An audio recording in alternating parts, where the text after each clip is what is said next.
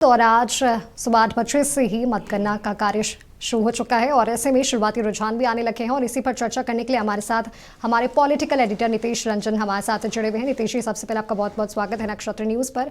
और जैसा हम देख रहे हैं कि शुरुआती रुझान भी आने लगे हैं और शुरुआती रुझान की बात करें तो बीजेपी पहले स्थान पर, आरजेडी दूसरे पे और जेडीयू तीसरे नंबर पर देखने को मिल रही है। कैसे देखते हैं इसे?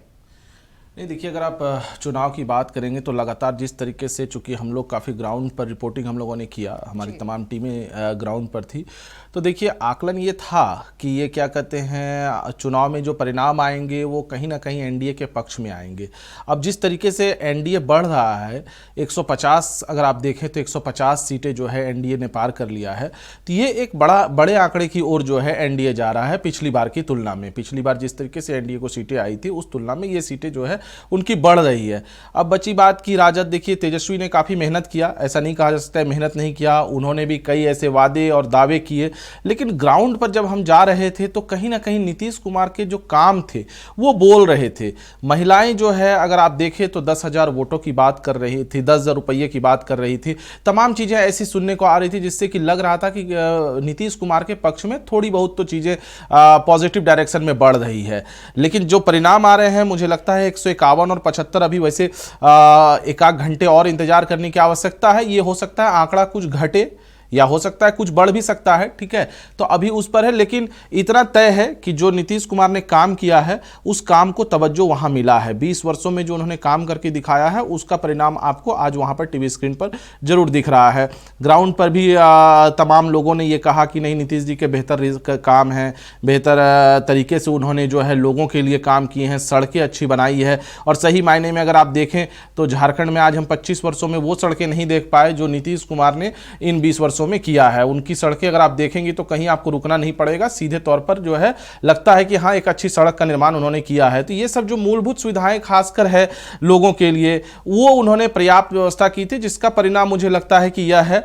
वैसे अभी मैं बार बार कर रहा हूं कि 1 घंटे के जो है 1 घंटा के अंदर जो शुरुआती रुझान जी 1 घंटे के अंदर जो परिणाम आएंगे उसके बाद जो है हम निष्कर्ष पर पहुंच सकते हैं कि क्या कुछ है। हाँ, लेकिन इतना जरूर है कि नीतीश ने बेहतर काम किया है और रिजल्ट जो है उस ओर है। अब जो है देखिए, सबकी निगाहें क्या है कि कई सीटें ऐसी है जो हॉट सीट के नाम से जानी जा रही थी। कई सीटों पर लग रहा था कि बहुत ज़्यादा टकराव की स्थिति है। लगभग पूरे स्टेट में देखिए जो मिनिस्टर्स लड़ रहे हैं तो वो अलग चीज़ है, लेकिन उसके अलावा भी कई ऐसी सीटें थी जिस पर लग रहा था कि नहीं, कुछ ना कुछ जो है समीकरण, सियासी समीकरण बदलेगा। जैसे तेजस्वी की सीट की ही बात आप कर ले, राघोपुर की, वैशाली जिले में पड़ता है, उस सीट पर भी जो है रस्साकसी का खेल था। वैसे तेजस्वी अभी आगे चल रहे हैं उस सीट पर, लेकिन अगर उस सीट की भी बात करें तो उस सीट पर जो है सतीश जी जो है वो उनको कड़ी टक्कर दे रहे थे। ग्राउंड पर जब समझ में आ रहा था कि नहीं, ऐसा नहीं है कि जैसे पिछली बार 36-37 वोट से आप जीत गए थे, वो मार्जिन मुझे नहीं लगता कि इस बार रहेगा। तेजस्वी जीतेंगे लेकिन मार्जिन कम रह सकता है, तो एक वो सीट हो गई। उसके बाद आप अगर देखें सम्राट चौधरी की जो सीट है वो भी इंपॉर्टेंट सीट है, तारापुर से।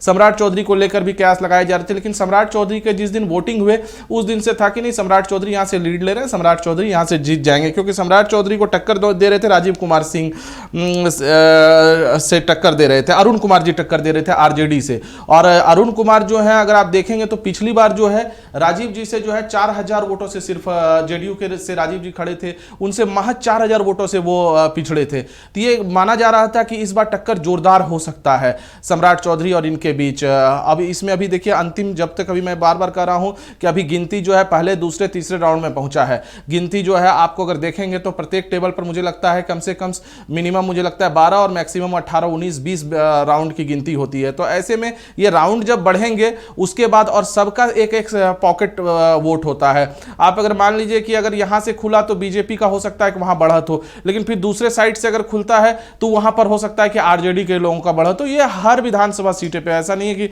यहां पर आप किसी भी राज्य में या देश में कहीं भी चुनाव होता है तो एक पॉकेट वोट होता है प्रत्याशियों का, तो वो वोट किधर का खुला है ये भी समझना बड़ा दिलचस्प होगा। तो ऐसे में अभी मुझे लगता है कि इन सीटों पर अगर तेज प्रताप की जनशक्ति पार्टी की बात कर लें तो महुआ से वो चुनावी मैदान में है। महुआ से जो है मुझे लगता है वहां पर कड़ी टक्कर होगी महुआ से। और उसके बाद यदि आप बात करें विजय कुमार सिन्हा, देखिए लखीसराय सीट जो है, लखीसराय सीट काफ़ी इंपॉर्टेंट है क्योंकि जिस तरीके से वहां पर हंगामा हुआ लखीसराय सीट को लेकर, आपने देखा कि किस तरीके से लखीसराय में जब चुनाव थे तो उस समय डिप्टी सीएम ये हैं और उसके बाद जो है उस दौरान जो गुजरा, उन्होंने भी आपे से बाहर आकर नीतीश कुमार अपने ही मुख्यमंत्री पर टीका टिप्पणी भी कर दी। ये तमाम वाकया हुआ चूंकि विजय कुमार सिन्हा को कहीं ना कहीं लग रहा था 4 बार चुनाव जीते हुए हैं, तो ऐसे में एक कयास लगाए जा रहे थे कि वहां हो सकता है कि कुछ उलट होगा, लेकिन अभी जो वर्तमान में परिणाम आ रहे हैं वो मुझे लगता है कि पॉजिटिव डायरेक्शन की ओर बढ़ रहे हैं। खेसारी लाल यादव की सीट काफी महत्वपूर्ण सीट है, वहां खेसारी लाल यादव आगे चल रहे हैं, छोटी देवी से जो है वो काफी आगे चल रहे हैं खेसारी लाल यादव। और छपरा अगर आप देखें तो छपरा शहरी वोटर का गढ़ माना जाता है और आरजेडी के लिए वो ठीक ठाक सीट माना जाता है, तो ऐसे में खेसारी लाल यादव ने आप एक अपना किस्मत आजमाया और वहां हमको लगता है कि धीरे धीरे वो आगे बढ़ रहे हैं, तो ये सीट भी काफी इंपॉर्टेंट है।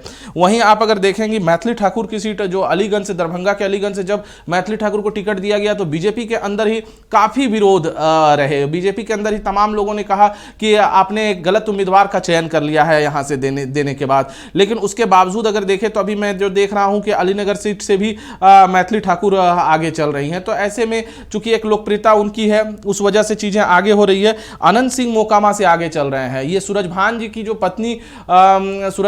जो पत्नी है वो भी आरजेडी से उम्मीदवार हैं, वो चुनावी मैदान में है, लेकिन वहां पर अगर आप देखें तो अनंत सिंह जो है, अनंत सिंह आपने देखा कि किस तरीके से घटना घटी, वहां हत्या हुई, पुलिस ने उन्हें अरेस्ट किया, फिर ललन सिंह आकर वहां पर बड़ा कार्यक्रम करते हैं, आचार संहिता केस उल्लंघन का भी मामला दर्ज होता है, लेकिन अनंत सिंह जो है कल से ही उनके घर में मिठाइयां भी बननी शुरू हो गई, चूंकि लगातार अगर आप देखेंगे 2005 से तो लगातार अनंत सिंह जीतते आ रहे हैं वहां पर। वैसे सूरजभान सिंह की पत्नी भी एक मजबूत कैंडिडेट है, चूंकि सूरजभान सिंह का भी उस क्षेत्र में अगर आप देखेंगे तो एक दबदबा रहा था, सांसद हुआ करते थे सीवान से, लेकिन अब जो है वर्तमान परिदृश्य में अनंत सिंह काफी फ्रंट पे रहे।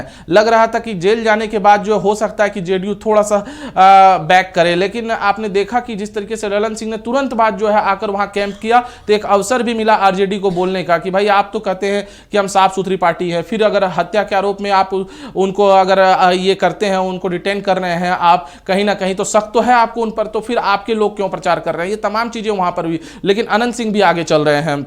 वहीं अगर आप देखेंगे प्रीति किन्नर, जिनको कि गोपालगंज जिले से जो है विधानसभा सीट जो है जनसुराज ने लड़ाया है, ये भी एक बहुत इंपॉर्टेंट सीट है, और यहाँ ट्रांसजेंडर में अगर देखें तो ये पहली ये हैं जो चुनाव लड़ रही हैं, तो ऐसे में वहाँ पर भी ध्यान लोगों का लगा हुआ है।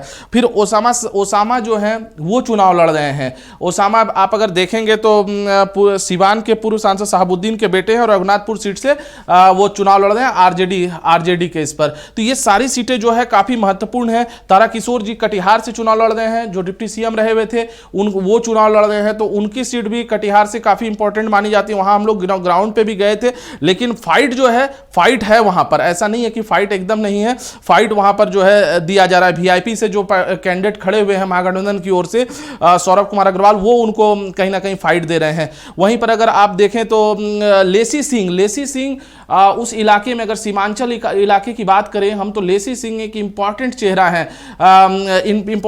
है जो कि पूर्णिया के धमदाहा से चुनाव लड़ रही हैं, और उनको संतोष कुमार टक्कर दे रहे हैं। वहां उस दौरान अगर आप देखें तो काफी भिड़ंत हुआ, देर रात जो है हम लोगों ने संतोष जी की जो है गाड़ी भी पकड़ी गई, हम लोग रात में भी वहां पर गए, तो चीजें जो है वहां पर लग रहा था कि लेसी सिंह के कहीं ना कहीं विपरीत चल रही है। लेकिन अभी के जो परिणाम आ रहे हैं, लेसी सिंह कम ही वोटों के मार्जिन से लेकिन आगे अभी चल रही हैं। लेकिन उस सीट पर देखिए कुछ भी हो सकता है, लेसी सिंह चुनाव जीत भी सकती है, हार भी सकती है, क्योंकि संतोष सिंह का वहां जो ग्राउंड पर जो चीजें नजर आई कि संतोष जी वहां से सांसद हुआ करते थे पूर्णिया से, अगर आप देखें तो ऐसे में पप्पू यादव का भी एक बैक सपोर्ट जो है उनको मिला हुआ है। तो इस वजह से मुझे लग रहा है कि कहीं ना कहीं वो सीट बहुत इंपॉर्टेंट है, और लेसी नीतीश कुमार के सबसे करीब में मंत्री अगर मानी जाती है तो लेसी सिंह मानी जाती है।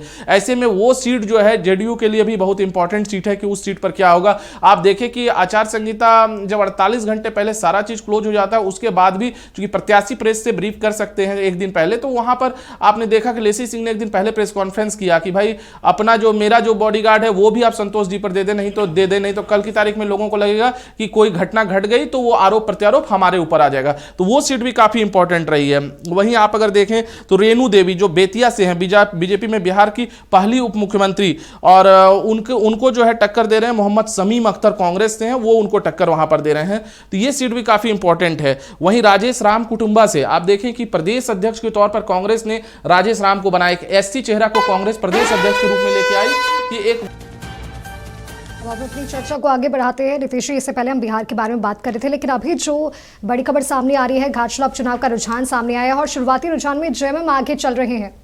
नहीं, देखिए, अगर आप घाटशिला विधानसभा उपचुनाव की अगर बात करती हैं तो आप ये देखें कि वो सीट कम से कम जेएमएम का सीट रहा है। बीजेपी एकमात्र बार जो है वहां पर चुनाव जीती है, और उसके बाद अगर तमाम बार देखेंगे तो वहां पर जेएमएम की सीट हो रही है। लेकिन इस उलटफेर में जो सबसे इंपॉर्टेंट पार्ट मुझे लगा कि जेएलकेएम दूसरे नंबर पर है, बीजेपी तीसरे नंबर पर है। तो ये एक इंपॉर्टेंट पार्ट है कि आखिर जेएलकेएम, जबकि आपने देखा कि जेएलकेएम के प्रत्याशी की के नाम का जब घोषणा किया गया तो उसके बाद जयराम जो है बिहार दौरे पर चले गए। काफी खींचतान हुई, काफी साइज हुआ जयराम का कि जयराम जो है यहां उम्मीदवार जयराम ने दे दिया, लेकिन उसके बाद जो है अपने बिहारी दौरे पे चले गए। उसके बाद फिर जयराम वैसे आते हैं, फिर चीजों को संभालने का कोशिश करते हैं। तो ये एक वहां पर देखने को मिल रहा है। वैसे मुझे लगता है कि ये हो सकता है कि आगे भी बरकरार रहे, या चीजें हो सकता है कि फिर से दूसरे नंबर पर या पहले नंबर पर आने का, चूंकि काफी मेहनत किया है। अगर चंपई सोरेन आप देखें कि टिकट मिलने से पहले कि उनके जो मेहनत थे वो काफी जोरदार तरीके से वो लगे हुए थे, और वो पूरी तरह से आश्वस्त थे कि पार्टी मुझे ही टिकट देगी, मेरे बेटे को ही टिकट देगी। और हुआ भी वही। लग रहा था कि नहीं, बीजेपी से जो एक बार मात्र जीते हुए विधायक है वो भी रेस में थे कि भाई हमको अगर कहीं से चीजें अगर हमारे फेवर में आ जाए तो हम पार्टी में आकर उसको जो है सीट को संभालने का काम करें। लेकिन वहां पर अगर आप देखें तो चंपई सोरेन के बेटे को ही टिकट दिया गया। अब अगर परिणाम जो है बीजेपी के लिए यह था कि अगर उस सीट पर 45 स्टार प्रचारकों को उन्होंने मैदान में उतारा, लेकिन उन स्टार प्रचारकों में अगर आप देखेंगे तो रघुवर दास, अर्जुन मुंडा जैसे स्टार प्रचारक जो है काफी बैकफुट पर थे।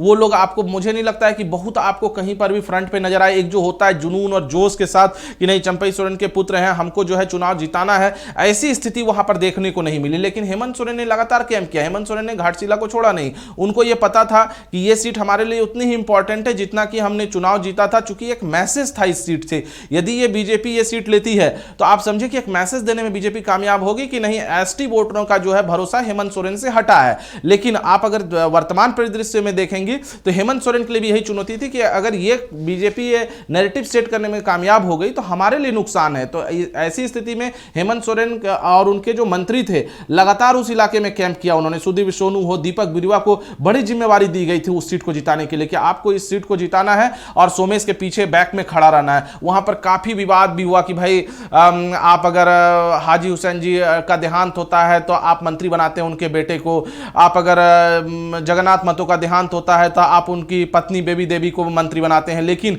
आप यहां पर जो है रामदास सोरेन बतौर शिक्षा मंत्री, उनका देहांत होता है, आप उनके बेटे को क्यों नहीं बनाते हैं। तो देखिए इसके पीछे काफी कुछ था। आप अगर देखेंगे तो वहां पर के जो विधायक थे उन विधायकों ने कहीं ना कहीं सीएम साहब को यह कनेक्ट कर दिया था कि भाई आप इस तरह से बनाते चलेंगे तो हम लोग फिर क्या करेंगे। तो ये एक वहां पर था लोगों के बीच खींचतान। शायद इस वजह से हेमंत जी ने अपना हाथ पीछे खींचा। और एक दिन का बयान में सुन रहा था वहां पर जब घाटशिला वो गए तो वो साफ उन्होंने कहा कि हमने उतारा है और इसको जो है अभी हम तराशने का काम करेंगे, यानी कि सोमेश को तराशेंगे। तो इसका अर्थ है कि मंत्रिमंडल में शामिल कराने की कवायद जो है नहीं होने वाली है उनकी चुनाव जीतने के बाद भी, जो अभी हेमंत जी के बयान से समझ में आया। तो ये एक इंपॉर्टेंट पार्ट है उस इलाके का। आपके पास दोबारा आएंगे और अपनी चर्चा को भी जारी रखेंगे।